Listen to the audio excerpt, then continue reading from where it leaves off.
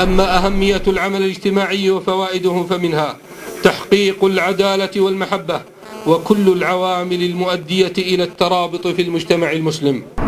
معالي رئيس مجلس الشورى، إن رعايتكم هذا اليوم حفل افتتاح مركز عرقة الاجتماعي رغم ما لديكم من مهام جسيمة والتزامات عديدة لا يعكس مدى حرصكم واهتمامكم بكل ما من شأنه أن يخدم أبنائكم والمواطنين في كل مكان، وهذا ليس بمستغرب على معاليكم. ومما لا شك فيه أن حضوركم اليوم ورعايتكم هذا الحفل يعد تشريفا لكل أهالي بلدة عرقة ودعما للقائمين على هذا المركز. ومن أجل هذا إن مجتمعاتنا لترقب من يمضي بها حيث تسلم، وذلك من شأن المراكز إن وعت رسالتها والنص في ذاك محكم.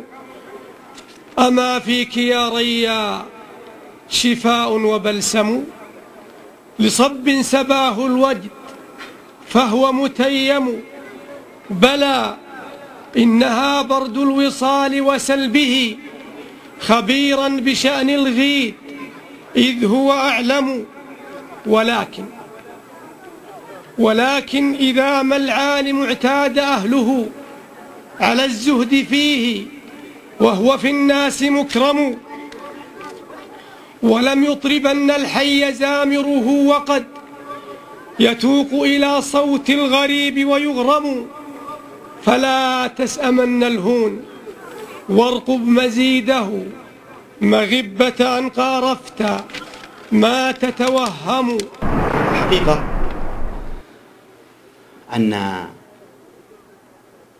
كثير من دول العالم الثالث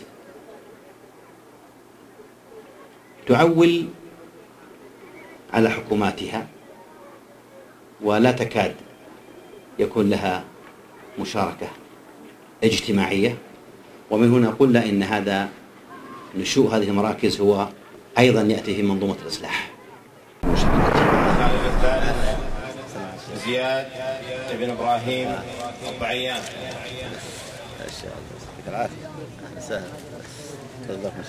الفائز الرابع الفائز الخامس عبد الرحمن بن عوض الأحمري.